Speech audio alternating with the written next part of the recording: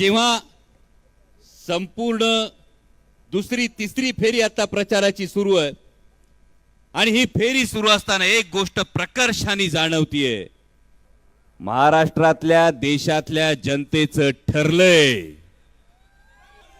महाराष्ट्रातल्या देशातल्या जनतेचं ठरलंय बळकट हाताने स्वाभिमानाची मशाल पेटवायची आणि विजयाची तुतारी फुंकायची. आणि विरोधकांना सुद्धा कळलेलं असल्यामुळं देशाच्या लोकसभेची निवडणूक आहे आणि माझ्यासारखा सर्वसामान्य शेतकरी कुटुंबातला पोरगा जेव्हा संसदेत गेला तेव्हा मोठ्या बहिणीप्रमाणे आदरणीय सुप्रियाताईंनी पहिल्यांदा पाऊल ठेवताना सांगितलं होतं की इथं पाऊल ठेवतोस ते शिरूर लोकसभा मतदारसंघातल्या मायबाप जनतेच्या आशीर्वादानं पाऊल ठेवतोस. जेव्हा या जनतेच्या धोरणांविषयी चर्चा होईल, जेव्हा देशाच्या भवितव्याविषयी चर्चा होईल, तेव्हा डोळ्यात तेल घालून जागा राहा. तेव्हा तुझा आवाज तुझ्या सर्वसामान्य लोकांच्या हक्कासाठी गरजला पाहिजे, हे सुप्रियाताईंनी शिकवलं होतं. पण आता मात्र जेव्हा पराभव समोर दिसायला लागलाय तेव्हा महायुतीकडून देशाच्या धोरणांविषयी बोललं जात नाही, वैयक्तिक टीकांवर सुरुवात होती. आणि मग प्रश्न विचारले जातात, बाबा तुझ्या गावात किती निधी दिला? मला तर लय वेळा प्रश्न पडतो, ग्रामपंचायतीची निवडणूक करायलो का लोकसभेची निवडणूक करायलो? परत प्रश्न विचारला जातो, बाबा तुझ्या गावात किती वेळा येऊन गेला? आणि मग असा प्रश्न पडतो की 2019च्या आधी शाळेत शिकत असताना जेव्हा नागरिक शास्त्र वाचत होतो तेव्हा या नागरिक शास्त्राचे जनसंपर्क ही वेगळी गोष्ट, पण प्रत्येक वेळी जेव्हा वैयक्तिक टीकांवर येतात, म्हणजे लवंडे साहेब आमच्या बाबतीत तर सुरू झालं, आता नटसम्राट सुरू झालं. परवा कोणीतरी प्रश्न विचारला, मयूर भाऊ नटसम्राट पाहिजे की कार्यसम्राट पाहिजे? आदरणीय साहेब मी फार विनम्रतापूर्वक त्यांना सांगितलं, अहो नटसम्राट परवडतो, कार्यसम्राट परवडतो, पण धोके सम्राट, खोके सम्राट आणि पलटी सम्राट चालत नाही. आता परवा कोणीतरी म्हणालं, मगाशी सचिन भाऊंनी उल्लेख केला, पाहिजे तेवढा निधी देतो पण कचा कचा बटन दाबा. मी फार विनम्रतेने सांगू इच्छितो, जर असं वाटत असेल तर आपण लोकशाहीची थट्टा करतात, सत्तेचा हा उन्माद, सत्तेची ही जर एवढी मस्ती आली असेल तर एक सर्वसामान्य मध्यमवर्गीय माणूस म्हणून तुम्हाला सांगू इच्छितो, जो तुम्ही निधी देणार आहात ना तो तुमच्या खिशातला नाही, या मायबाप जनतेच्या टॅक्सच्या पैशातून तो निधी गोळा होतो. म्हणजे जेव्हा आम्ही आमच्या पोराला डायपर घेतो, जेव्हा आम्ही आमच्या पोराला झबलं घेतो ना, त्याच्यावर आम्हाला जीएसटी भरावा लागतो, तो तुमच्या तिजोरीत येतो. जेव्हा आम्ही आमच्या म्हाताऱ्या आई बापाला औषधं घेतो ना, त्याच्यावर जो टॅक्स आम्ही देतो तो तुमच्या तिजोरीत येतो. आणि तो आलेला टॅक्स जर तुम्ही स्वतःची मालकी असल्यासारखं म्हणत असाल, पाहिजे तेवढा निधी देतो, तर मग एक सांगा, अहो जेमतेम 2% लोकांचा जर तुम्हाला पाठिंबा असेल तर टॅक्स फक्त त्या 2%कडून घ्या ना, आम्ही टॅक्सच देत नाही तुम्हाला. त्यामुळे याचा जर आपण बारकाईनं विचार केला तर ही मस्ती येते कुठून, हा उन्माद येतो कुठून, ही डोळ्यात धूळफेक होती कुठून? सर्वसामान्य शेतकरी काबाड कष्ट करत असताना मोजक्या उद्योगपतींची कर्ज माफ होतात.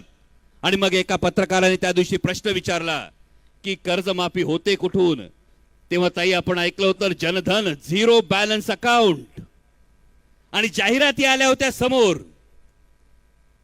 झिरो बॅलन्स अकाउंट, जनधनची अकाउंट निघाली होती, जाहिराती आल्या होत्या, एवढी करोड अकाउंट आम्ही उघडली. आणि नंतर आलं रोहित दादा की त्याला मिनिमम बॅलन्स हा 1000 रुपये असला पाहिजे, 2000 त्याला मिनिमम बॅलन्स असला पाहिजे. मग एवढी करोड खाती गुणिले 2000 रुपये, आणि त्यानंतर मग मेसेज आले आधार आणि पॅन कार्ड लिंक झालं पाहिजे, यासाठी 200 रुपये, तुम्हाला लेट झालं तर फाईन आहे, लिंकेजचे 200 रुपये आहेत. सर्वसामान्य भारतीयानं कायदा पाळण्यासाठी या सगळ्या गोष्टींची पूर्तता केली, आणि या सगळ्या गोष्टींची पूर्तता करून जो निधी तयार झाला, इलेक्टोरल बॉन्ड्सच्या भ्रष्टाचारातून जो निधी तयार झाला, हा सरकार पाडण्यासाठी, नेते फोडण्यासाठी हा निधी तयार झाला. आणि म्हणून ही निवडणूक आता सर्वसामान्य जनतेने हाती घेतलीये. फार काही वेगळं सांगणार नाही, फक्त एकच विनंती करतो, मतदान केंद्रावर जाऊन मत द्यायला फक्त 5 मिनिटं लागतात, फक्त 5 मिनिटं. पण या 5 मिनिटांमध्ये मागच्या 5 वर्षांचा एकदा रिवाइंड करून बघा. मागच्या 5 वर्षांमध्ये तुम्हाला या 5 मिनिटात त्या 5 वर्षांचा कुठल्या कुठल्या गोष्टीचा हिशोब घ्यायचा आहे. जेव्हा उत्तर भारतामध्ये पहाटे 5 वाजता बाप पोराला सांगतो, उठ तुझे दौड़ लगानी है, तुझे बेल्ट की नौकरी करनी है. पण त्याचा पोरगा जेव्हा -70 डिग्री सेल्सिअस मध्ये सियाचीन मध्ये देशाचं रक्षण करत होता, 1.5 वर्ष त्याचा 70 वर्षाचा बाप दिल्लीच्या सीमांवर त्याच्या हक्कांसाठी दुर्दैवानं आंदोलन करत होता. याचा हिशोब तुम्हाला घ्यायचा आहे. जेव्हा भारतीय जनता पक्षाच्या एका नेत्याचा पोरगा त्याच्या गाडी खाली मगरूरपणे शेतकऱ्यांना चिरडत होता, त्यानंतर ढिम्मपणे बसलेल्या सरकारचा हिशोब तुम्हाला घ्यायचा आहे. जेव्हा आपल्या पोराला कष्टानं बाप शिकवतो, त्या बापाला असं वाटलं होतं की वर्षाला 2 करोड रोजगार येणार, त्या 2 करोड मध्ये माझ्या पोराला नोकरी लागणार. पण जेव्हा पोरगा इंटरव्ह्यूला जातो, इंटरव्ह्यूवरून परत येतो आणि हातात नोकरी नाही, पोराचं वय वाढत असतं, पोराच्या चेहऱ्यावरची चिंता वाढत असते आणि त्याही पेक्षा पोराचा पडलेला चेहरा बघून बापाच्या काळजाला घरं पडत असतात. याचा हिशोब तुम्हाला घ्यायचा आहे.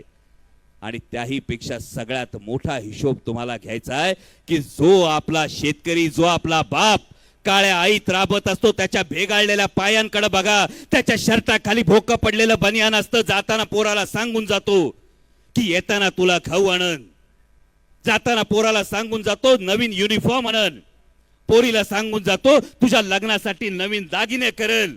हे सगळं तो सांगून जातो. पण 2 डिसेंबरला त्याच्या कांद्याला 40 रुपये भाव असतो. 3 डिसेंबरला निर्यात बंदी होती आणि त्याच्या कांद्याचा भाव 10 रुपयावर येतो. एकराला 3.5 लाखाचं नुकसान होतं आणि त्याच्या तोंडावर 17 रुपये फेकून त्याला सांगितलं जातं, याला किसान सन्मान म्हणतात.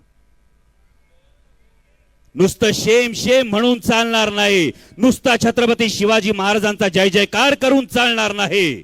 आता पेटून उठावं लागल. ज्या छत्रपती शिवाजी महाराजांनी रायतेच्या भाजीच्या देठाला हात लागू देऊ नका अशी शिकवण दिली होती, त्या शेतकऱ्यांच्या ताटात माती कालवणाऱ्या सरकारला खाली खेचण्यासाठी आपल्याला सगळ्यांना या परिवर्तनाचा साक्षीदार नाही, परिवर्तनाचा शिलेदार व्हावा लागेल. एवढीच तुम्हाला सगळ्यांना विनंती करतो. तुमच्या मतांचा आशीर्वाद, तुमची भरभक्कम साथ अशीच सोबत राहू द्या, एवढी विनंती करतो आणि थांबतो. धन्यवाद. जय शिवराय. च्या पूर्व भागातील 1938 पासून ग्राहकांना गुणवत्ता व सेवेची हमी असलेले अग्रवाल स्वीट्स म्हणजे नुसती परंपरा नाही तर चोखंदळ खवयांसाठी मेजवानी आहे. स्वर्गीय मुन्नालाल अग्रवाल यांच्या प्रदीर्घ वारसा सांभाळत अग्रवाल कुटुंबियांनी स्वीट्समध्ये ग्राहकांची गरज ओळखून अस्सल तुपातील पदार्थ आणि तत्पर सेवेचा वारसा जपत फूड क्षेत्रात नावलौकिक मिळवला आहे. हडपसर, गाडी तळ व आकाशवाणी रविदर्शन येथील अग्रवाल स्वीट्सच्या शाखेला नक्की भेट द्या.